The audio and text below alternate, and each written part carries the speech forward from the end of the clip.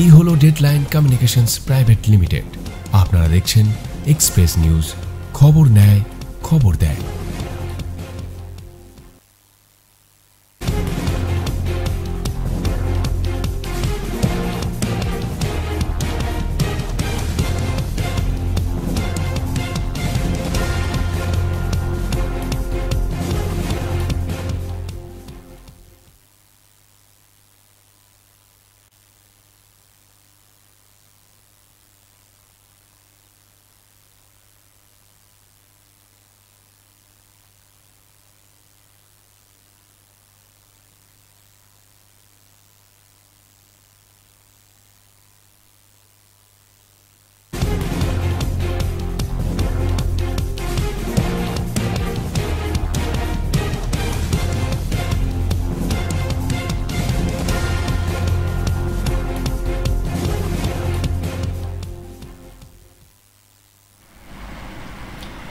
নমস্কার, আপনারা দেখছেন এক্সপ্রেস নিউজের বিশেষ অনুষ্ঠান এক্সপ্রেস অনলাইন।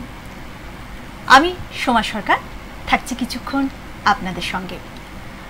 এই অনুষ্ঠানটি মূলত সাহিত্য আড্ডার কিছু সাহিত্যের কথা, যা আপনাদের ভালো লাগার বিষয়।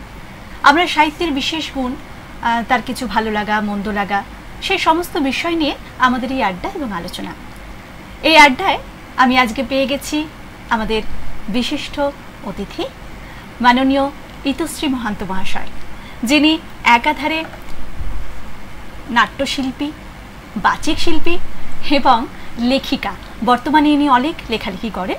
আমরা এরকমই একজন বিশিষ্ট অতিথিকে আমাদের সঙ্গে পেয়েছি। চলুন একটু পরিচয় করে নিই। আমাদের বিশিষ্ট অতিথি মাননীয় ইতুশ্রী মহান্ত। নমস্কার। কেমন আছো দিদি? একদম ভালো আছি। কেমন চলছে তোমার সাহিত্য চর্চা? সাহিত্য চর্চা মানে যে কবিতার সঙ্গে থাকা এবং নাটকের সাথে থাকা, তার সাথে লেখালেখিটা সেই ছোটোর থেকেই আজ অবধি চলছে। সময় যেরকমভাবে গড়াচ্ছে তার সাথেই কলমও চলছে, এটা আমি মনে করি। কতটা ভালো লিখছি কতটা খারাপ লিখছি সেটা কোনো কথা নয়, লিখছি। না, তুমি তো লিখছো সেটা আমরা জানি, এবং এই লেখার মধ্যে তুমি যে আবহাওয়াটা তৈরি করতে চাইছো সেটা তোমার কি মনে হচ্ছে যে তুমি তৈরি করতে পারছো? আসলে কি বলতো, প্রত্যেকেরই জীবন যাপন প্রত্যেকটাতে ইতিবাচকও থাকে নেতিবাচকও থাকে, এবং আমাদের সাহিত্যের লেখায় কবিতায় সেগুলোই কিন্তু উঠে আসে, কখনো প্রত্যক্ষভাবে কখনো পরোক্ষভাবে। সেই রকমভাবেই লিখছি। কখনো কখনো দেখেছি যে আমার লেখাকে ভালোবেসে কেউ সেটা আবৃত্তি করছে বা কেউ সেটা পড়ছে, এইরকম একটা ভালো লাগা রয়েছে। তার মানে তুমি বলতে চাইছো যে পাঠকরা সন্তুষ্ট হচ্ছে, যে ব্যাপারটা আমরা বলি, মানে যতটুকু আমার মানে বিচরণ মনে হয় ভালো লাগছে এইরকম। আজকের আমরা যে পাঠক এবং লেখকদের মধ্যে একটা সম্পর্ক দেখি, যেহেতু লেখালেখি যারা করেন তাদের সাথে পাঠকের একটা গভীর সম্পর্ক থাকে, তো তোমার কি মনে হয় যে এই সম্পর্কটা পরস্পরের পরিপূরক? যারা পড়েন, মানে যারা পড়তে ভালোবাসেন, আগে যখন আমরা ছোট ছিলাম তখন সবাই তো বই পড়তো, অনেক বেশি বই পড়তো। আর এই মোবাইল আসার পর মানে মানুষ মুখ বইয়ে মানে ফেসবুকে সেখানেও কিন্তু প্রচুর লেখালেখি আসছে, এবং সব লেখাই কি যে উৎকৃষ্ট তা নয়, কিন্তু ভালো। হ্যাঁ, অনেকেই লিখছেন, ঠিক সেই রকমভাবে হয়তো আমিও লেখা দিই। একটা আগেই বলেছি যে আমাদের জীবনযাপন এবং প্রকৃতির যে এই চলা, প্রত্যেকটার মধ্যে ইতিবাচকও আছে নেতিবাচকও আছে। আমরা কিন্তু প্রত্যক্ষ বা পরোক্ষভাবে ওগুলোকে লেখার মধ্যে নিয়ে আসি, কেউ অস্বীকার করতে পারবে না। এবং নিজেদের যে যাপনেও যদি কোনো মন্দ ঘটনা, কোনো ভালো ঘটনা, সেটাকেও প্রত্যক্ষ বা পরোক্ষভাবে লেখার মধ্যে আমরা লিখে রাখি, এবং যখন লিখি পাঠক সেটা পড়ে, পাঠক পড়ে নিজের জীবনের সঙ্গে সেটাকে জড়িয়ে নেয়। এটা কিন্তু অস্বীকার করা যাবে না, হ্যাঁ, যে জীবনে জড়িয়ে নেয় যারা পাঠক। মেন হচ্ছে সাহিত্য মানেই আমরা জানি যে জীবন দর্শন, সমাজ দর্শন। সমাজ দর্শন করতে গেলে সাহিত্য পঠন করতেই হবে, এটা বাস্তব। তো এই যে পাঠকরা, বর্তমানের যে পাঠক এবং সেকালের যে পাঠক, তাদের মধ্যে সম্পর্কটা কি, মানে বর্তমানে যে তুমি যে পাঠকদেরকে দেখতে পাচ্ছ এবং সেকালের যে পাঠকরা ছিল তাদের সাথে এখনকার পার্থক্যটা কি বুঝতে পারছো? খুব সুন্দর একটা প্রশ্ন। যখন আমরা মানে ছোট ছিলাম তখন দেখেছি আমাদের মানে মা মাসি আরও সবাইকে দেখেছি পুজো এলেই যেমন নবকল্লোল, তারপরে পুজোর যে বইগুলো আসতো সেই বইগুলোকে সংগ্রহ করতো, মানে যারা পেপার দিতেন তাদেরকে বলে রাখতেন যে আমার পুজোর সময় এগুলো লাগবে। এবং আমাদের ছোটদের জন্য তো 12 মাস ছিল আনন্দমেলা ছিল, আর বড়দের জন্য নবকল্লোল ছিল। এবং তখন দেখেছি প্রচুর কাজের মধ্যেও মা মাসি সবাইকে কিন্তু সেগুলো পড়তে দেখেছি। তখন তো মুখ বই ছিল না, তার জন্য তাদের কাছে ওটাই ছিল জীবনের একটা খোরাক। সমস্ত কাজের অবসরে তারা বইগুলো পড়তেন, বিভিন্ন সাহিত্যিকের সাহিত্য পড়তেন, শরৎচন্দ্র, হ্যাঁ, রবীন্দ্রনাথ, নজরুল, মানে আরও যত, মানিক বন্দ্যোপাধ্যায়, তারাশঙ্কর বন্দ্যোপাধ্যায়, সবার লেখাগুলো কিন্তু পড়তেন। এবং নবকল্লোলের যে নতুন নতুন লেখাগুলো আসতো সেগুলোকেও কিন্তু তারা পড়তেন, এটা আমরা দেখেছি। এবার আমরা যখন ওই আনন্দমেলা, তারপরে বাটুল দি গ্রেট, হ্যাঁ, টিনটিন, এই সব বইগুলো পড়তাম, ওগুলো জীবনে একটা খোরাক ছিল, ভীষণ ভালো লাগার ছিল। এখন সেরকম দেখি না। এখন এই যে দেখি না কথাটা বললে, এর ভিত্তিতে আমার একটা কথা মাথায় সবসময় আসে এবং হয়তো দর্শক বন্ধুদেরও সেই প্রশ্নটা থাকবে যে আগেকার দিনে পড়ার যে চাহিদাটা ছিল এখন বর্তমানে কেন হচ্ছে না? বা আমরা বইমেলায় গেলে দেখি সবাই দুই একটা পরিচিত যারা লেখক থাকে তাদের বইগুলোকে মানে কেনেন এবং বাড়ি গিয়ে আদৌ তারা খুলে দেখেন কিনা সেটা বিবেচনার যোগ্য। তো আগেকার লেখা যেমন রবীন্দ্রনাথ বললেন, তারাশঙ্কর বন্দ্যোপাধ্যায় বললেন, আপনি যেগুলো বলছেন যে খুব সুন্দর তারা পড়তো, কিন্তু বর্তমান প্রজন্ম কেন পড়ার দিকে নেই? মানে শুধু ফোন ছাড়া কিছু কিছু তো আমরা দেখতে পাই যারা ছেলেমেয়েরা রয়েছে পড়তে ভালোবাসেন, যাদের খিদে আছে তাদের আছে, কিন্তু যাদের নেই তাদের মধ্যে তৈরি হচ্ছে না কেন, বা কেন? প্রথম ব্যাপার যেটা বলছি, এখন মানে অভিভাবক অভিভাবিকা যেভাবে এখনকার প্রজন্মের উপর একটা কিন্তু ভীষণ আশাবাদী এবং তার জন্যই হয়তো পড়াশোনার উপর বেশি চাপ দেন। এবং স্কুলগুলোতেও কিন্তু প্রচণ্ড চাপ রয়েছে। আমাদের সময় ছিল না বললাম না, আমরা বেশিরভাগ তো বাংলা মিডিয়ামেই পড়তাম, আমাদেরও চাপ ছিল, আমাদের কিন্তু এত পরিমাণে চাপ ছিল না। আমার মনে হচ্ছে যে বেশি পরিমাণে পড়তে পারছে না এই কারণেই, বাড়ির যদি পরিবেশ থাকে যে বাবা মা ঠাকুমা সবাই বই পড়েন, সেখান থেকে কিন্তু একটা তৈরি হয়, পরিবেশ সৃষ্টি হয়।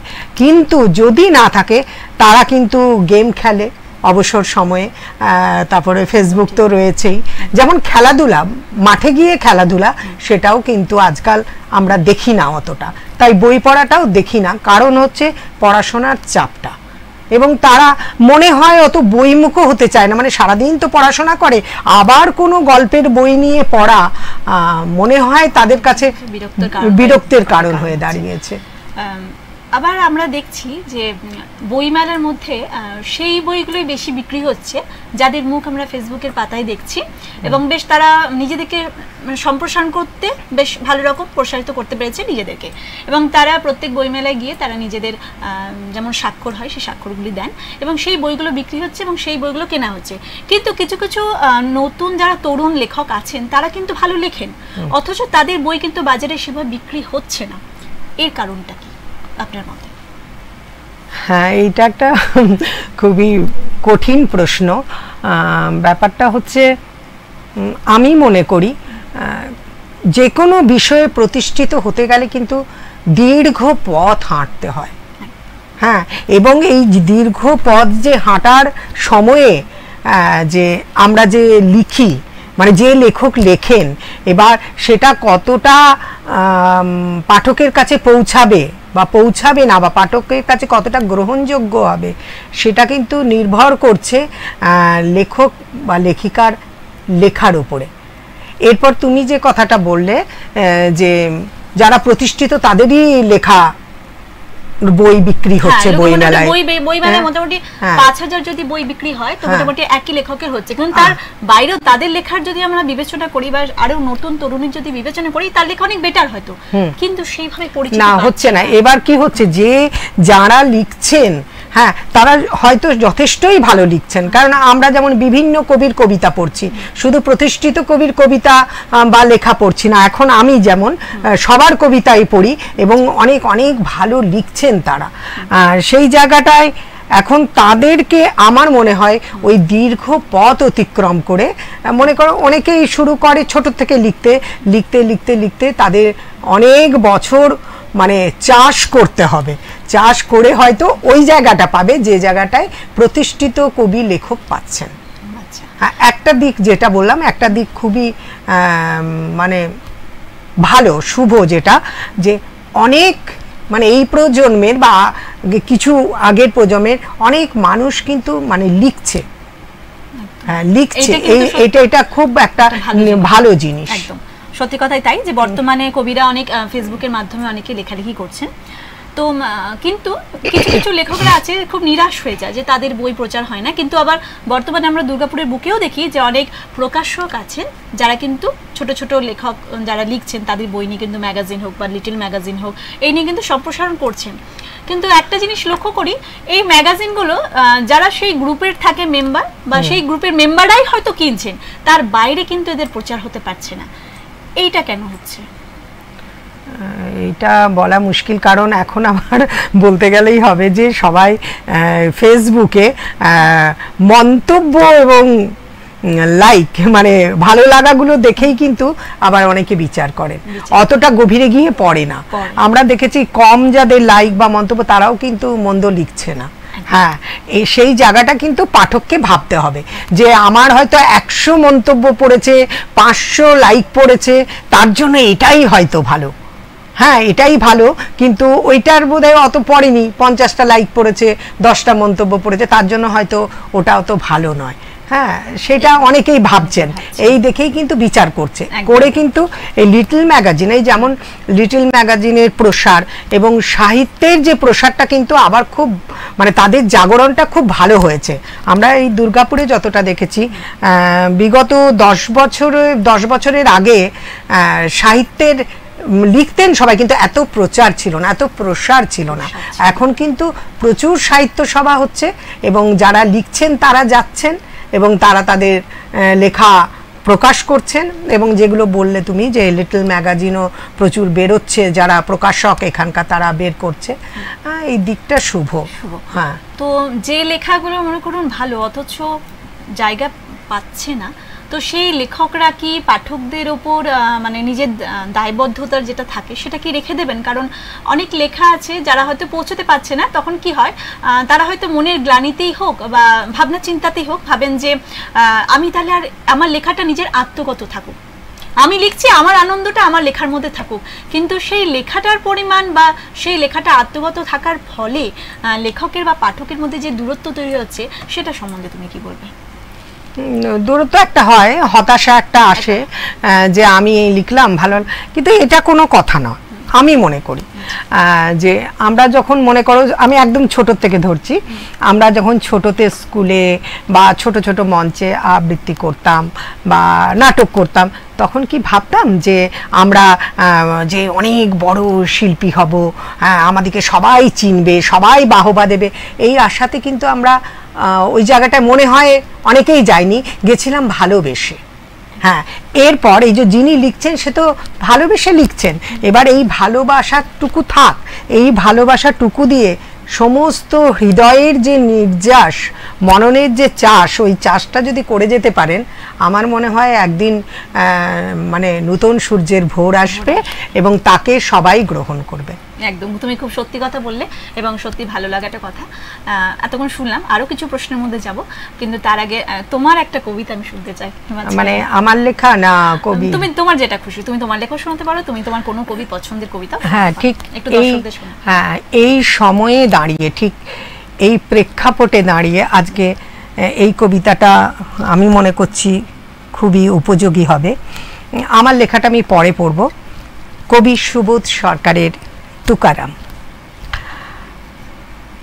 মারাঠি ব্রাহ্মণেরা আপনার 300 কবিতা পাথর বেঁধে নদীর জলে ফেলে দিয়ে বলেছিল, শূদ্র শূদ্রের মতো থাক।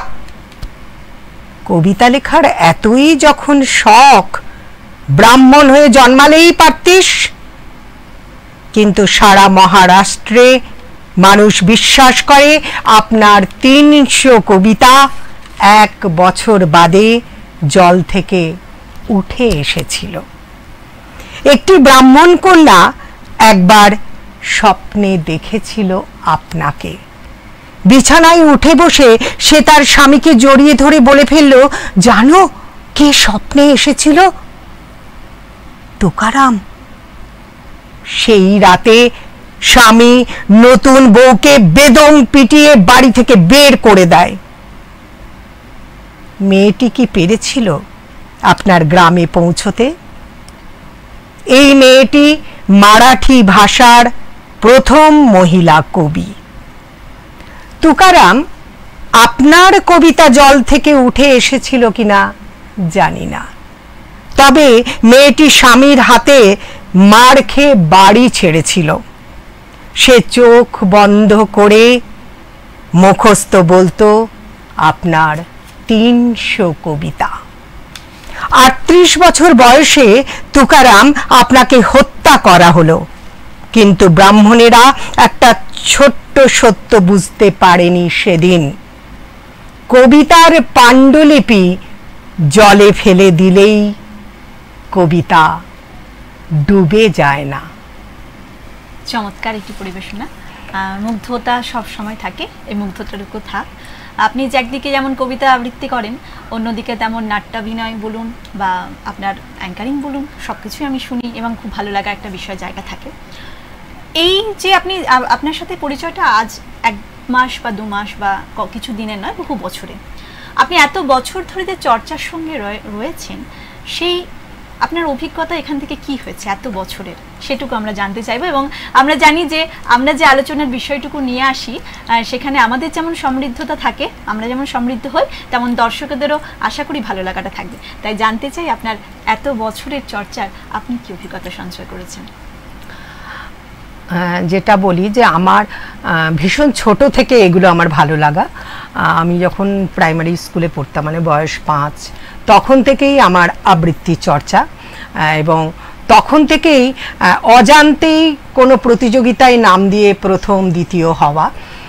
সেই রকমভাবে কোনো মানে প্রথাগত শিক্ষায় কিন্তু আমি শিক্ষিত নই। আমার ভালো লাগা থেকেই আমার এই কবিতাকে ভালোবাসা, কবিতা যাপন। এরপর কবিতা করতাম, মানে অনেক প্রতিযোগিতায় যেতাম, সেখানে প্রথম দ্বিতীয় স্থান অধিকার করতাম। করতে করতে নিজের মধ্যে একটা যেন মানে এই যে খিদেটা বেড়ে যাচ্ছিল যে আরও পড়বো, আরও জানবো। এরকম করে পড়াশোনার পাশে পাশে আমি এগুলো করেছি, আবৃত্তি করেছি, এবং স্কুলে আবৃত্তি করতাম, তার সাথে একটু এই রবীন্দ্রনাথের যে নৃত্যনাট্য ছিল তাতে নৃত্যেও অংশগ্রহণ করতাম। খেলাধুলা ভীষণভাবে করতাম, রানিং ইভেন্টে ছিলাম। এরপর এলো আমার জীবনে নাটক। আমি প্রথমে বিয়ের আগে করতাম শ্রুতি নাটক। বিয়ের পরে যখন আমার বয়স 20 বছর, মানে তখন থেকে আমি প্রথম নাটক করি অফিস ক্লাবে। প্রথম আমি নাটক করি অফিস ক্লাবে, সেটা ছিল মনোজ মিত্র রচিত পাখি। সেই নাটক করা থেকেই আমাদের দুর্গাপুরের ডিটিপিএস-এর মেয়ে আমি, সেখানে সাড়া পড়ে গেল। মানে তখনকার সময়ে, আমি আজ থেকে 42-43 বছর আগের কথা বলছি, তখন মানে মহিলারা নাটক করতে আসবেন, কলোনির মহিলা অফিস ক্লাবে নাটক করছে। আমার মধ্যে এরকম কোনো বাঁধা ছিল না। বাড়ির থেকে মানে শ্বশুরবাড়ি থেকে কিছু বাঁধা থাকলেও আমি সেই বাঁধা উপেক্ষা করে আমি নাটকে জয়েন করেছিলাম, এবং তৎকালীন আমি 3টে গ্রুপে নাটক করতাম ডিটিপিএস-এ। সেখানে প্রয়াস ছিল, রঞ্জিত স্মৃতি নাট্য সংস্থা ছিল, এবং রিক্রিয়েশন ক্লাবে একটি সংস্থা ছিল, সেখানে আমি নাটক করতাম। এবং এই নাটক করতে করতে মানে আমার 43টা বছর কেটে গেল। মানে এমন নেশা ধরলো, নাটকের যে নেশা। আর একটা কথা তুমি মনে রাখবে, মোটামুটি যারা আবৃত্তি করে তারা কিন্তু নাটকের সংলাপ বলায় এতে একটু বলিষ্ঠ জায়গাটা পায়।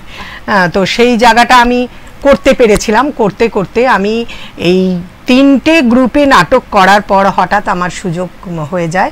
আমি একটি বোলপুরে একটি নাটক নাটকে গেছিলাম অভিনয় করতে। সেখানে আমি চোখে পড়ি একজন মানে টিভিতে যিনি পরিচালনা করেন তার চোখে, এবং বিখ্যাত রমাপ্রসাদ বণিকের যে ভাই এখন মারা গেছেন, নাট্য অভিনেতা, নাট্য পরিচালক, তিনি হচ্ছেন গৌতম বণিক। তার নাটকওয়ালা গ্রুপে আমাকে ডেকে নেয়। সেইখানে আমি 10 বছর ওর সাথে নাটক করি, এবং নাটক শুধু আমার এই বাংলায় নয়, আমি এলাহাবাদ থেকে, লখনৌ থেকে, কটক থেকে, ভুবনেশ্বর থেকে বিভিন্ন জায়গায় এবং প্রত্যন্ত গ্রাম, বাঁকুড়ার গ্রামে গ্রামে, বর্ধমানের প্রত্যন্ত গ্রামে, মানে একদম দাপিয়ে নাটক করে বেড়াতাম। মানে নাটক পাগল, সংসারও করতাম কিন্তু নাটক পাগল বলতে হতো। এবং তখন আমি নাটকের সাথে জীবন যে কত ওতপ্রোতভাবে জড়িয়ে আছে সেটা আমি উপলব্ধি করেছি। এর জন্য আমাকে অনেক মাসুল গুনতে হয়েছে, তাতে আমার কিছু যায় আসেনি। আসলে শিল্প তো কথাতেই আছে, শিল্প অনেকটা নিয়ে তবে সামান্য কিছু দেয়। তো সাহিত্য শিল্প এগুলোর চর্চা যতই কঠিন হয় ততই মনে হয় ভালোভাবে পুড়ে তবেই তৈরি করা একটা জিনিস। তো তোমার তো এটা রক্তেই ছিল আমার মনে হয়, কেন তুমি যেহেতু বিখ্যাত চলচ্চিত্র এবং বিখ্যাত সাহিত্যিক শৈলজানন্দের মুখোপাধ্যায়ের তুমি বংশজ, তার একটা তো রক্তের ভাবনায় তোমার বইছে যে তুমি যদি নাও করতে তাও তোমাকে মনে হয় এখানেই যেতে হতো, কারণ এটাই তোমার ডেস্টিনি ছিল। তুমি ওখান থেকে কি পেয়েছো? যে মাঝে মাঝে এটাই মনে হয় জানো তো, যে হঠাৎ এত সব থাকতে, পড়াশোনায় মোটামুটি ছিলাম, গ্র্যাজুয়েশন করে একটা চাকরি হয়তো স্কুলের বা কোথাও একটা জুটে যেত, কিন্তু সব কিছু ছেড়ে এইভাবে ঝাঁপিয়ে পড়লাম নাটকে এবং আবৃত্তিতে, সঞ্চালনায়, মানে একটা সাংস্কৃতিক জগতের মধ্যে। এটা আমার মনে হয় রক্তের মধ্যে একটু ছিল, মানে রক্তের মধ্যে বলে না বীজ থাকে, সেই বীজ কিন্তু বংশ পরম্পরায় উত্তরসূরিদের মধ্যে বাহিত হয়। সেই রকম দাদুকে দেখেছি লিখতে, মানে আমি যখন আমার দাদুকে আমি দেখেছি আমার মানে যখন 7 বছর এই অবধি দেখেছি, অনেক ছোট থেকে দেখতাম, টালা পার্কের বাড়িতে যেতাম, সেখানে দেখতাম উনি লিখছেন, ওনার একটা লেখবার জন্য একটা আলাদা ঘর ছিল, অসাধারণভাবে সাজানো, বড় বড় কাঠের দেরাজ, এবং সেখানে অনেক বই, সাদা চাদর দিয়ে মোড়া পালঙ্ক, তার মধ্যে একটি জলচৌকি, তার মধ্যে উনি লিখতেন, অসাধারণ সুন্দর দেখতে ছিলেন, সুন্দর দেখতে ছিলেন, এক মাথা কোঁকড়ানো চুল, হ্যাঁ, তারপরে মোটা কালো ফ্রেমের চশমা, খুব সুন্দর দেখতেও ছিলেন। এবং উনি লিখতেন, আমার ছোটবেলায় না মাথাতে আসতো না উনি কি করছেন, আমি একটু বিরক্তও করতাম, ভীষণ চঞ্চল ছিলাম। সেই জায়গা থেকে তারপরে যখন একটু বড় হয়ে তখন বুঝতে পারলাম যে না, উনি অনেক দায়িত্ব নিয়ে একটা কাজে নিযুক্ত আছেন। তারপর যখন বড় হতে থাকলাম যে হ্যাঁ সত্যিই তাই, এবার ওনার বইগুলো পড়লাম, বই পড়তে পড়তে বাবার কাছে বিভিন্ন গল্প শুনতাম। এবং আমি সবচেয়ে ভাগ্যবান বলতে গেলে, আমি ওই বাড়িতে বিভিন্ন শিল্পীকে, মানে যেমন সন্ধ্যা রায়, সন্ধ্যা রানী, ভারতী দেবী এবং তারাশঙ্কর বন্দ্যোপাধ্যায়, পাহাড়ি সান্যাল, ওনাদেরকে আমি দেখেছি, আসতে দেখেছি। এটা আমার একদম প্রাপ্তি, এইটাই আমার বড় প্রাপ্তি, সত্যি কথা, এটাই বড় প্রাপ্তি। আগামী দিনে যে প্রজন্মরা যারা হয়তো ওনাদেরকে দেখেননি কিন্তু তাদের লেখা পড়ে, মানে আমাদের চোখে আমরা যেমন জীবনানন্দ দাশকে দেখি তার চোখ দিয়ে দেখি, তার বইয়ের কবিতার মধ্যে দিয়ে দেখি। তো আমাদের বর্তমান যুগের যারা লেখক লেখিকারা লিখছেন তারা কি সেভাবে ফোটাতে পারছেন তাদের লেখাগুলো? কারণ অনেক পাঠকের মন্তব্য শোনা যাচ্ছে যে বর্তমান প্রজন্ম নাকি ভালো লিখতে পারছেন না, যে লেখাটা আমাদের মনকে নাড়া দিচ্ছে না, মনে হচ্ছে যে পুরনো যারা কবিরা রয়েছে তাদের লেখাকে ভাঙিয়ে ভাঙিয়ে বর্তমান লেখা। এই কথাটা তুমি যুক্তি বা এর বিতর্কে বা তর্কে তুমি কি বলবে? দেখো একটা কথা, এখন না এটা কবিতা লেখাটা কিন্তু একটা সংক্রামিত হয়েছে, আমি বলতে পারি সংক্রমণ, অনেকেই লিখছে। এবং শোনো, অনুকরণ করাটা উচিত না, কিন্তু অনুসরণ করতেই পারে। আর আমি আগেকার দিনের লেখক সাহিত্যিক কবিদের আমি একটা কথা বলবো, তারা না মানে নিজের ব্যক্তিগত জীবন থেকেও সমাজের উপর দায়বদ্ধতা তাদের বেশি ছিল। এটা আমি একদম দেখেছি, যতবার পড়েছি, শরৎচন্দ্রকে পড়েছি, আমার দাদু শৈলজানন্দ মুখোপাধ্যায়ের তুমি দেখো কয়লাকুঠির দেশে, আমাদের যে ইসিএল আছে সেই কয়লাকুঠির দেশের সমস্ত ঘটনাকে প্রথম আঞ্চলিক ভাষায়, মানে এই কয়লাকুঠি দেশের মানুষরা তারা কিন্তু আঞ্চলিক যে তাদের একটা ভাষা আছে সেই ভাষাটাকে লেখার মধ্যে পড়িয়ে মানে দিয়েছেন, উনি রূপ দিয়েছেন কয়লাকুঠির দেশে। তারপরে হচ্ছে শহর থেকে দূরে, ঠিক একই রকমভাবে তারাশঙ্কর বন্দ্যোপাধ্যায়, তিনিও কিন্তু হাঁসুলিবাকের কথা, হ্যাঁ, আরও যে বইগুলি আছে তাতে কিন্তু উনি বীরভূমের কিছু চালচিত্র তুলে ধরার চেষ্টা করেছেন। মানে তখনকার দিনের যে সাহিত্যিকরা বেশি সমাজকে বেস করেই কিন্তু লিখতেন। শরৎচন্দ্র তাই সমাজ থেকে আরম্ভ করে সংসারের ভেতরে ঢুকে নারীদের যে কি অবস্থান সেগুলো তুলে ধরতেন। মহাশ্বেতা দেবীও তাই, হ্যাঁ, এগুলো আমরা দেখেছি। এখন হচ্ছে যে এখনকার যে লেখক আছে, আমি যাদের কথা যতটা জানি, মান্দাক্রান্তা, তারপরে শ্রীজাত, হ্যাঁ, এনারাও কিন্তু যথেষ্ট ভালো লিখছেন, ভালোই লিখছেন, তারা মানুষের মন জয় করছেন। এবার যে কথাটা তুমি বললে খুব কঠিন কথাটা, যে তারা কি ওদের দেখে এবার কেউ কেউ কিছু কিছু ভাষা কিছু এটা করে না বলতে পারে না, আমরা পড়ে বুঝতে পারি যে কে কতটা নিল। এবার কেউ কেউ কিন্তু নিজের আত্মিকতা দিয়ে, হ্যাঁ, লেখাটাকে পরিস্ফুট করতে চাইছে, সেটাও কিন্তু আমরা দেখি। হয়তো মানেটা এক, কিন্তু হয়তো আগেকার যুগের যে লেখাটা ছিল তার হয়তো ভাষাটার পরিবর্তন কিছুটা করে হয়তো সেই লেখাটাকে উন্মোচন করছে। আমি একজনের কথা বলবো বর্তমানে, মানে সে দারুণ লিখছে এখন এই পরিপ্রেক্ষিতে, সুজান মিঠি। সুজান মিঠি কিন্তু এত ভালো লিখছেন এবং এই সমসাময়িক ঘটনা বলে যে কোনো ঘটনাকে ওর কলমের মধ্যে এত সুন্দর রূপ দিচ্ছেন, সত্যি অবাক হতে হয়। তো এই রকম এই গুটিকতক হতে হতেই হাজারো হবে। কিন্তু শোনো, স্বর্ণযুগ তো সবসময় হয় না, যে যেমন শঙ্খ ঘোষকেও পেয়েছি, তারপরে জয়, একদম ঠিক, যে আমরা রবীন্দ্রনাথকে পেয়েছি, সেটা আমাদের রবীন্দ্র নজরুল ওগুলো তো আছে। তারপরে আমরা কি কাকে পেলাম, আমরা ইয়েকে পেলাম, সুনীল গঙ্গোপাধ্যায়কে পেয়েছি, শঙ্খ ঘোষকে পেয়েছি, হ্যাঁ, সবাই অনেককেই পেয়েছি, অনেক ভালো ভালো লেখকের লেখা পেয়েছি। এই আমরা এই যে লেখালেখি করছি, যেহেতু আমাদের সাহিত্য চর্চারই একটা অঙ্গ, আমাদের সাহিত্য চর্চার তো বিভিন্ন অঙ্গ আছে, যেমন আমরা যেটা কাব্য নিয়ে চর্চা করছি কাব্য সাহিত্য, যেটা আমরা গদ্য নিয়ে করছি গদ্য সাহিত্য, যেটা উপন্যাস নিয়ে করছি উপন্যাস সাহিত্য। তো এই সব যে সাহিত্যের মধ্যে তোমাকে কোন সাহিত্যটা বেশি প্রভাবিত করেছে? যেহেতু তুমি এত বছর নাটক নিয়ে রয়েছো, তোমার কাছে কোন সাহিত্যটা বেশি প্রভাব ফেলেছে তোমার জীবনে? আসলে কি, আমি মানুষটা এমন না, আমি নিজেকে মনে করি ঠিক জলের মতন, যে পাত্রে রাখবে সেই রকমই রূপ ধারণ করতে ভালোবাসি।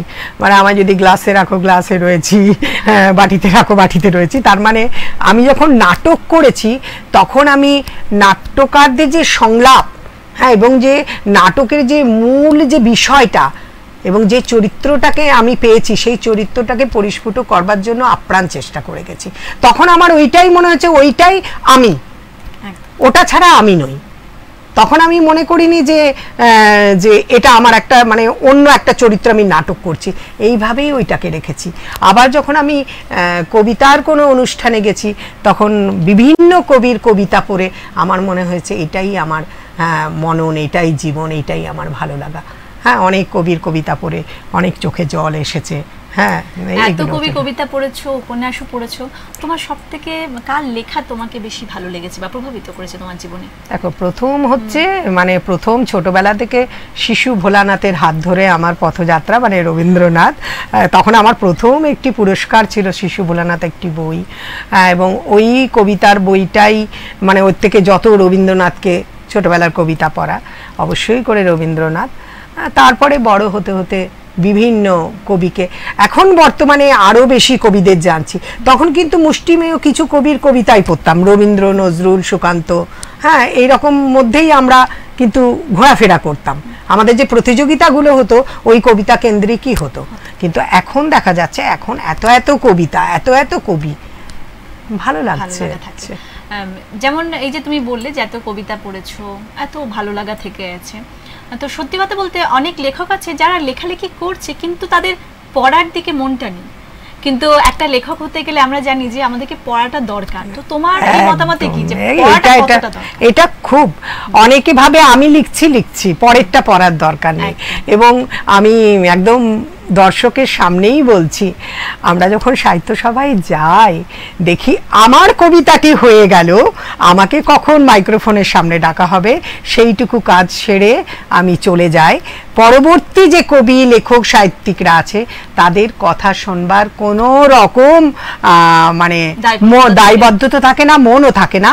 থাকলেও কিন্তু আমরা তার কবিতার পুরোটি না শুনে আমরা নিজেদের গল্পে কিন্তু মেতে থাকি। সবাই নয়, বেশিরভাগ, কম ভাগ আমরা ওইটার মধ্যে থাকি। কিন্তু আমার মনে হয় নিজে কিছু করতে গেলে আগে অন্যেরা কি লিখছে কি ভাবছে সেটাকেও গুরুত্ব দিতে হবে, সেটাও পড়তে হবে। এই না পড়াটা থাকলে, আমি তুমি কিছুক্ষণ আগে বললে না অনেকে অনুসরণ, দেখো এই যে লেখা, এই কবিতা বলা, এই নাটকের সংলাপ পড়া, এগুলো কোথা থেকে এলো? আমি আগে ছোট থেকে তো দেখেছি শুনেছি বলেই তো এই ভেতরে ভেতরে অনুরণন তৈরি হয়েছে, এবং এই অনুরণন দিনের পর দিন আমাকে জড়িয়ে ধরেছে, এবং জড়িয়ে ধরতে ধরতে আজ এখানে আমি রয়েছি। অবশ্যই তুমি যদি না পড়তে তাহলে কিন্তু ব্যাপারটা তোমার না একদমই হতো না। তো সবার আগে কিন্তু একজন লেখককেও কিন্তু একজন ভালো পাঠক হতে হবে, এটা কিন্তু যেটুকু আমরা বুঝলাম। তো এই লেখক আর পাঠকের আমরা অনেকেই বলছেন যে না পাঠক ভালো হচ্ছে না বা পাঠকরা ভালো পাচ্ছেন না কারণ ভালো লেখা হচ্ছে না, কিন্তু লেখাগুলোকে পড়তে গেলেও তাদের একটা মননের দরকার আছে। যেমন আমরা সবসময় বলি যে যারা লেখক বা লিখছেন তারা কিন্তু আগামী ভবিষ্যৎটা কিন্তু আগেই দেখতে পান, এটা কিন্তু একদম বাস্তব। তারা আমাদের পরে মানে কি হবে ভবিষ্যতে তারা কিন্তু সেটা দেখতে পান। তো সেই ক্ষেত্রে অনেক সময় কি হয়, পাঠকেরা নাকি তাদের কথা বুঝতে পারেন না, তার জন্য নাকি তাদের মধ্যে একটা দূরত্ব তৈরি হচ্ছে, এটা সমীক্ষায় দেখা গেছে। তো সেই বিচারে তোমার কি মনে হচ্ছে যে হ্যাঁ সত্যি কি এটার জন্য দূরত্ব হতে পারে? হ্যাঁ, কিছু কিছু সময় তো হয়ই বটে। দেখো আমি দেখেছি অনেক কবিতা এমনভাবে লেখা হয় হয়তো পাঠকের মাথার উপর দিয়ে বেরিয়ে যায়। যেমন তুমি সুজান মিছিরি বলছো, সুজান মিছিরি কিছু কিছু কবিতা আমি যেহেতু পড়ি আমি যে জানি অনেক কবিতা কিন্তু মাথার উপর দিয়ে চলে যায়। এইরকম আরো সাধারণ যারা পাঠক আছেন, কারণ দেখো পড়তে ভালো লাগে বলে যে ভীষণ পড়াশোনা জানা মানুষের যে অনেক ডিগ্রি আছে বলেই পড়তে ভালো লাগবে তা নয়। ভীষণ সাধারণ মানুষ বই পড়তে ভালোবাসে, কবিতা পড়তে শুনতে ভালোবাসেন, তাদের কাছে যেন বোধগম্য হয় এই রকমও লেখা কিন্তু আবশ্যক। কিন্তু অনেক সময় দেখো আমিও যখন লিখি অনেক সময় দেখি কি আমার ভাবনাতে কবিতাটা লিখলাম কিন্তু ওটা দুর্বোধ্য হলো, এটা কিন্তু হয়। তার মানে কি সব কবিতাই কি যে সহজবোধ্য হবে এটা নয়, হ্যাঁ দুর্বোধ্য হয়, মানে পাঠকের মাথার উপর দিয়ে চলে যায়। কিন্তু আমরা চেষ্টা করা উচিত যেন সর্বস্তরের পাঠক সেটা পড়ে এবং গ্রহণযোগ্য হয়। তার মানে এটা কিন্তু অবশ্যই যে অনেক লেখকরা দেখেন কিন্তু তাদের পড়ার মতো সেই পাঠকটা কিন্তু পাওয়াটা একটু দুষ্কর হয়ে যায় কিছু কিছু লেখার ক্ষেত্রে। যেমন জীবনানন্দ দাশ বলছি বা আমাদের নীরেন্দ্রনাথ চক্রবর্তী যিনি, এনাদের লেখা কিন্তু আমরা পড়ি। আবার শঙ্খ ঘোষেরও কিছু কিছু লেখা এমনই দুর্বোধ্য আছে যার ভিতরে গভীর অর্থ প্রচুর, কিন্তু সাধারণ মানুষ কিন্তু বুঝতে পারবে না। সেক্ষেত্রে তারা তো এই কবিতাগুলোর আস্বাদন বা এই সাহিত্যগুলোর আস্বাদন পেল না বা নিতে পারলো না, অথবা তাদেরকে অনেক গভীরে পড়াশোনা করতে হবে, নইলে পারলো না। তো এইখান থেকেও তো দূরত্ব তৈরি হচ্ছে। তোমার কি মনে হয় যে এই দূরত্বটা বর্তমান লেখকরা যারা লিখছে তারা মেটাতে পেরেছে বা মেলাতে পেরেছে? না, সেই রকম ভাবে মানে মেটাতে গেলে এখনো অনেক লিখতে হবে আমার যেটা মনে হয়। কিছু কিছু লেখক বা কবিতা এমনভাবে লিখেছেন, যেমন আমি এই কথাটা বলি যে শ্রীজাতর কবিতা সবাই যে নেবে এবং তার সব কবিতাই যে আমিও বুঝতে পারবো এটা কিন্তু কথা নয়, এটা কিন্তু কথা নয়। এরপরে কি যে এই রকমের সব কবিতাই যে মান্যতা পাবে এটাও কিন্তু নয়, এটা কিন্তু নয় যে সব কবিতাই যে মান্যতা পেল, সব কবিতাই ভালো লাগবে এবং সব লেখাই ভালো লাগবে, এতে একটা দূরত্ব তৈরি হচ্ছে। কিন্তু এক সময় দেখা যাবে, আমি মনে করি পড়তে পড়তে আমরা কমন যে কিছু কবিতা থাকে সেগুলোকেই, তুমিও যেহেতু আবৃত্তিকার ওগুলোই আবৃত্তির জন্য বাছো, কিন্তু আমি যদি ওইখান থেকে সরে গিয়ে যেগুলো আবৃত্তিযোগ্য নয় কিন্তু সেগুলোকে কিন্তু বারবার পড়লে আমার মনে হয় সেগুলো আবৃত্তিযোগ্য হয়ে উঠবে। এইটা কাজটা হচ্ছে বাচিক শিল্পীর বা আবৃত্তিকারের। মনে করো আমি লেখাটা নিলাম, এবার ওটাকে আমি যে পরিবেশন করবো এবং পরিবেশনটা যে সবার কাছে গ্রহণযোগ্য হবে ওটা কিন্তু চেষ্টাটা আবৃত্তিকারের। লেখক তো লিখে গেলেন। এবার তোমাকে আমি প্রশ্ন করছি, তাহলে আমাদের কি বা আগেকার সেকালের যে সাহিত্য ছিল এবং একালের যে সাহিত্য চর্চা হচ্ছে তার মধ্যে কি ক্ষতি হচ্ছে না কিছু লাভ হচ্ছে, সেটা আমি জানতে চাই। এই ব্যস্ত সময়ে, এই ভীষণ ব্যস্ত সময়ে, তার মধ্যেও আমার মনে হয় ক্ষতির দিকটা নাই বা বললাম, কিছু সব কিছুরই তো ওই বললাম তো ইতিবাচকও থাকে নেতিবাচকও থাকে।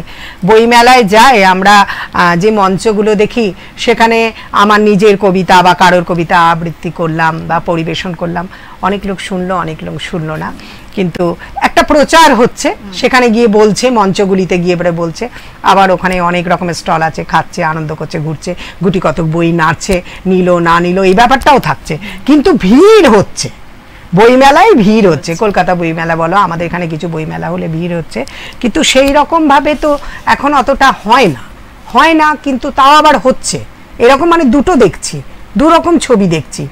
ভিড় হচ্ছে যে আমি বইমেলায় গেছিলাম, সবার সঙ্গে দেখা হয়েছে, কিছু সাথে দেখা এবং সেলফি তোলা, এইটার মধ্যে মানুষ হয়তো রয়ে যাচ্ছে, কিন্তু সাহিত্যর যে, যেমন বর্তমান যুগের ছেলেমেয়েরা ইংলিশ মিডিয়ামে পড়ে, মা বাবারও পড়াচ্ছে, সেখানে বাংলা তাদের কাছে একটা ভয়ের বিষয় আছে, একদম বাংলা সাহিত্য তাদের কাছে একটা প্রচন্ড রকম ভয়ের বিষয়। যেমন আমি আমার নিজের ঘর থেকেও দেখি, কিন্তু চেষ্টা করি যতটা পারি, কিন্তু ওরা ইংলিশে যতটা যা কিছু করার চেষ্টা করছে, বাংলা সাহিত্য বলুন, একটা গল্প বলুন, সেটা পড়ে যে আনন্দটা পাওয়া, তার মধ্যে যে রস আস্বাদনটা রয়েছে, সেটা তারা নিতে পারছে না। এবং তার ফল কিন্তু আমাদের বর্তমানের যে ইংলিশ মিডিয়াম স্কুলগুলো আছে বা যেটাই হচ্ছে না কেন, কিন্তু আমাদের সময়ের সাথে যেহেতু যুগের সাথে চলতে হবে, কিছু করার নেই। কিন্তু আজকালকার বর্তমান বাবা মারাও কিন্তু এই সাহিত্য থেকে ছেলে মেয়েকে দূরে করে দিচ্ছে। সেটা কেন হচ্ছে বা কেন চাইছে না যে আমাদের যেটা শিকড়, সাহিত্য তো আমাদের শিকড়, পরিষ্কার কথা হচ্ছে, আমাদের মানে আমাদের যে সামাজিক বা সাংস্কৃতিক বা সাহিত্যর যে শিকড়টা, সেটা যদি জানতে হয় তাহলে আমাদের সাহিত্য পড়তেই হবে বা ইতিহাসটা জানতে হবে, একদমই তাই। কিন্তু সেখানে কেন হচ্ছে না, বা কেন গার্জেন, মানে যারা অভিভাবক রয়েছে তারা বুঝছেন না এই ব্যাপারটা বোঝাতে পারছি না, তুমিও বোঝাতে পারছো না, আমিও তাদেরকে বোঝাতে পারছি না। গুটি কতক মানুষ মানে এই পড়ার দিকে রয়েছে, মানে এই যে সাহিত্যিকদের জানার দিকে রয়েছে, সেটা বাড়ির পরিবেশের জন্য। আমি বলছি যে এখন ভীষণ প্রতিযোগিতার সময়, এই প্রতিযোগিতাটা হচ্ছে পড়াশোনা করে নিজেকে প্রতিষ্ঠিত করা, মানে চাকুরি ক্ষেত্রে একজন মানে চাকুরি ক্ষেত্রে একটা বড় মাপের নিজেকে প্রতিষ্ঠিত করাই কিন্তু উদ্দেশ্য। এবং এই প্রতিযোগিতায় এই ইঁদুর দৌড়ে বলবো, এখানে আমরা অভিভাবক অভিভাবিকাও কিন্তু আছি। হ্যাঁ, যে বাড়িতে ছেলেমেয়েরা প্রথম দ্বিতীয় তৃতীয় হয়, ভালো রেজাল্ট করে, তাদের কিন্তু সমাজে মান্যতা আলাদা, এবং যারা কোনো রকমে টেনে টুনে পাশ করলো কোনো রকম করে, তাদের কিন্তু সেই রকমভাবে মানে সমাজ নেয় কিনা ভাববার আছে। তার জন্য সবাই ইংলিশ মিডিয়ামে পড়াচ্ছে, সামর্থ্য থাকুক আর না থাকুক, যে আমার সন্তান যেন ভবিষ্যতে প্রতিষ্ঠিত হয়ে পড়ে, ভালো অর্থ ইনকাম করে এবং ভালোভাবে জীবন যাপন করে। এরপর হচ্ছে তার পাশাপাশি এবার কে পড়াশোনা করবে, মানে এই সাহিত্য পড়বে, এটা কিন্তু ব্যক্তিগত হচ্ছে, মানে ভালো লাগার এবং বাড়ির ব্যাপার হয়ে যাচ্ছে। হ্যাঁ, ব্যাপারটা এটাতে কিন্তু আমাদের সাহিত্যের কিন্তু অনেকটা ক্ষতি হচ্ছে, একদমই ক্ষতি হচ্ছে, একদম। দিদি, এবার আরেকটা তোমার কিছু শুনবো, তোমার নিজের লেখা, এটা আমার ইচ্ছা, তারপরে আবার কিছু কথায় যাবো অবশ্যই।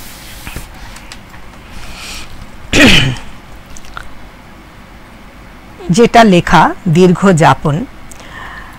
যতটুকু হাসি ছুঁয়ে থাকে ঠোঁট, সে শুধু আপন সুখ বিলাসী।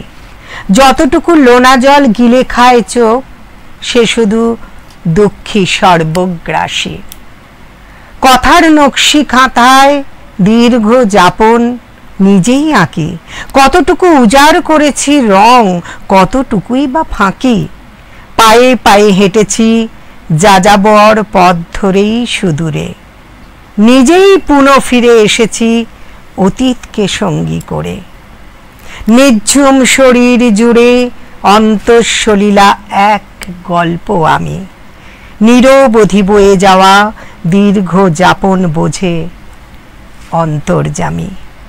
অলস মধ্যাহ্নের সবটুকু শুষে নেবে রোজ, আমার মাঝেই চলেছে আমির নিরন্তর খোঁজ। বাহ, চমৎকার একটি লেখা। এরকমই চলুক তোমার সাহিত্য চর্চা, সাহিত্য জীবনের আরো কিছু অংশ এইভাবেই চলতে থাকুক। তোমার এই জীবনের এই যে লেখালেখির মধ্যে তোমার উপন্যাস বা এইসব করা, তারপর এই লেখালেখির প্রেরণা তুমি কোথা থেকে পেলে, মানে হঠাৎ লেখালেখিটা কেন চলে এলো তোমার মধ্যে?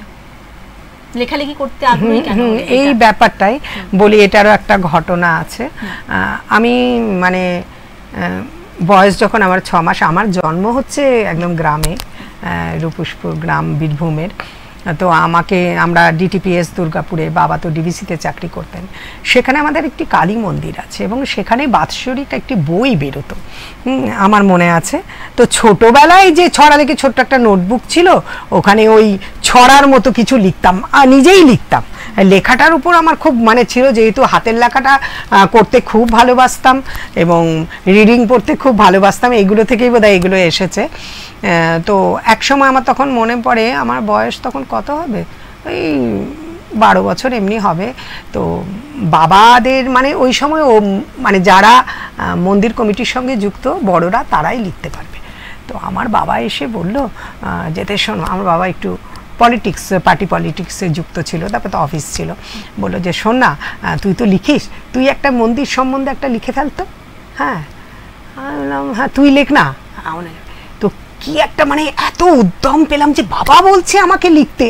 তো আমি ওই মন্দির সম্বন্ধে, আমাদের যে ডিটিপিএস এর কালীবাড়ি মন্দির সম্পর্কে একটি লিখলাম এবং নাম দিলাম খুদে দক্ষিণেশ্বর, এবং লিখে বাবাকে দিয়ে দিলাম। ওটা কিন্তু বাবার নামে বেরোলো, কিন্তু সবাই জানলো যে ওটা মানিক মুখার্জি লিখেছে, কিন্তু আমার বাবা জানলো, তাতে আমার কোনো আক্ষেপ নেই। বাবা জানলো যে আমি ওটা দারুণ লিখেছি। এখন ওই বইটা আছে, একদম তামাটে পাতাগুলো রং হয়ে গেছে, কিন্তু বইটা রেখে দিয়েছি, বড় প্রাপ্তি।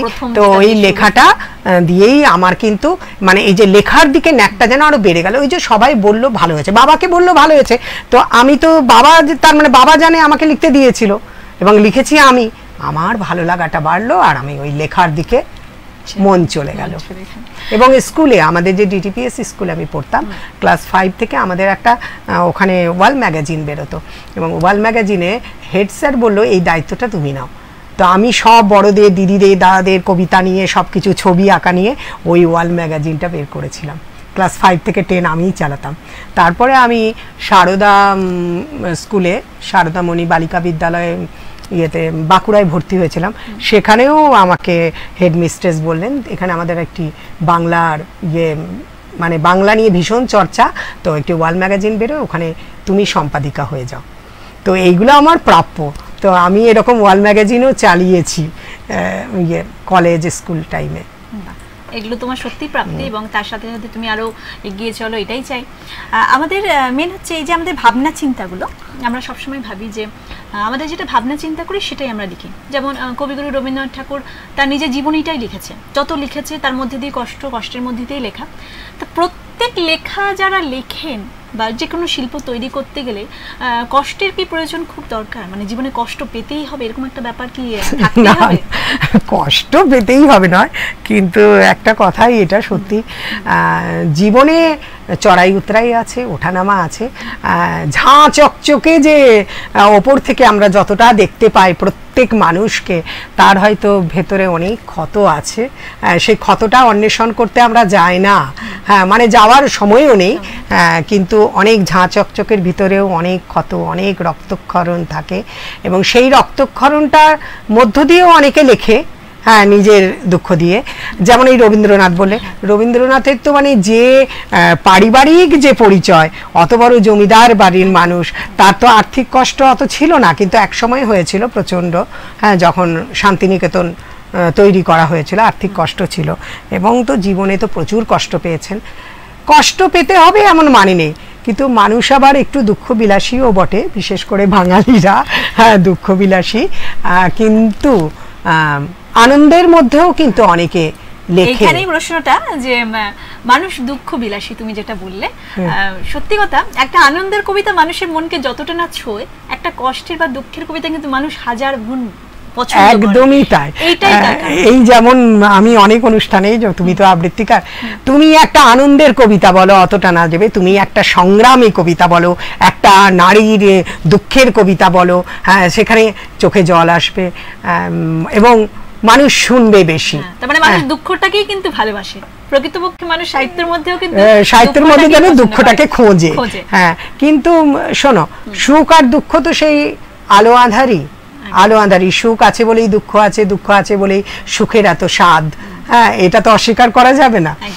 কিন্তু যে লিখতে গেলে যে দুঃখ পেতেই হবে তার কিন্তু কোনো মানে নেই। একদম, যেমন আমরা যত সাহিত্যিকদের পড়েছি, বঙ্কিমচন্দ্র চট্টোপাধ্যায়, শরৎচন্দ্র চট্টোপাধ্যায়, তাদের মধ্যে আমাদের লেখনীতে যে ভালো লাগে, যে অভাগী স্বর্গ আমরা ভুলতে পারি না, কিন্তু অভাগী স্বর্গ হচ্ছে সব থেকে দুঃখের একটি লেখা চয়ন, যেটা এখনো মনের মধ্যে মানুষের গেঁথে থাকে।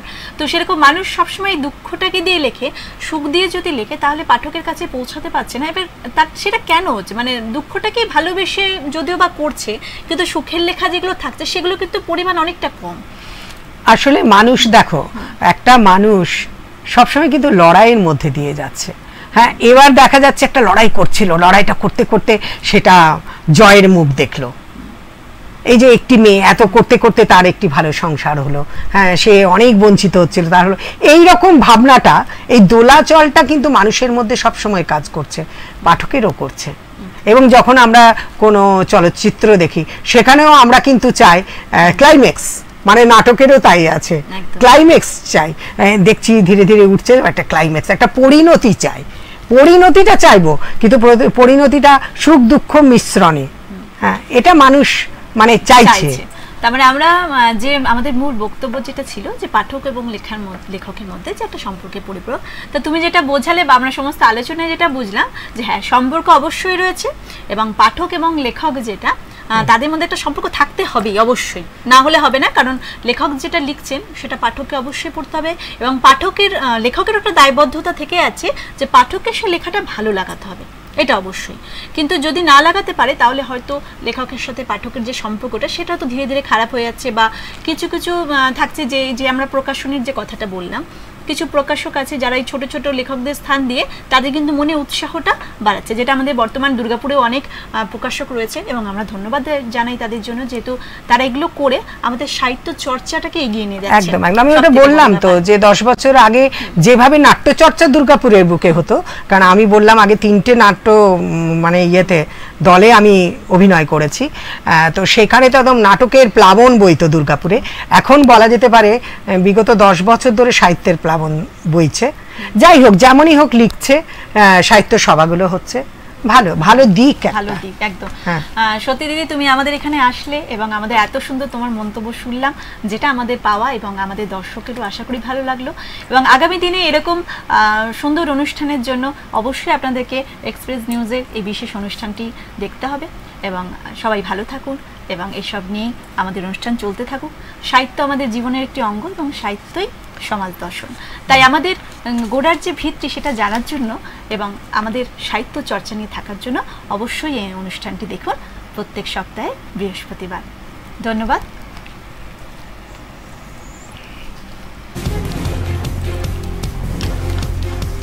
কানেরটা বারবার খুলে যাচ্ছে, কানেরটা ডিস্টার্ব করবে।